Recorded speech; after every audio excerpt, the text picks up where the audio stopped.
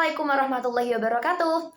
Hello, I'm Dini Firda Novita Putri, my student number 038. Here I would like to continue the presentation from my group by the topic Assessing Speaking. Now I would like to explain you about interactive speaking and extensive speaking. So pay attention please and enjoy the video. Okay, so for the first, I would like to explain you about interactive speaking. What is interactive speaking? Interactive speaking is kind of task are while some would describe as interpersonal, while the final category includes more transactional speech events such as interview, role play, games, and oral proficiency interview are often mentioned by OPI. So the definition of interview is a test administrator and a test taker sit down in a direct face-to-face exchange and proceed through a protocol of questions and directives. Here we'll tell you 4-stage suggestion for test takers to be best performance by Michael Kennel. The first is warm up. The second, level check. The third is probe, and the fourth, as the last, is wind down. Okay, the next definition is the definition of role play. Role play is a popular pedagogical activity in communicative language teaching classes within constraints set forth by the guidelines. It frees students to be somewhat creative in their linguistic output.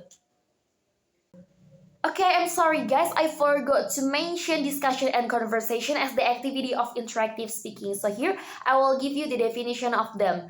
So, discussion and conversation. Discussion may be especially appropriate task through which to elicit and observe. Okay, the next definition is the definition of games. Among informal assessment, devices are a variety of games that directly involve language production. Consider these assessment games. The first is Tinker Toy, the second is Crossword Puzzle, the third is Information Gap Grids, and the fourth is City Map. So the last definition is about oral proficiency interview or often mentioned by OPI.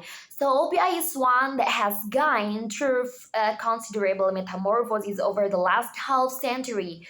The oral proficiency interview or OPI in a series it sets structural task. The OPI is carefully designed to elicit pronunciation, fluency, and integrative ability, social linguistic, and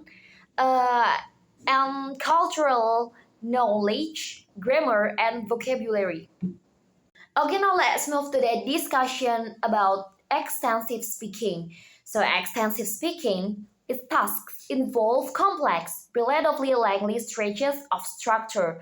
They are frequently variation on monologues, usually with minimal verbal interaction.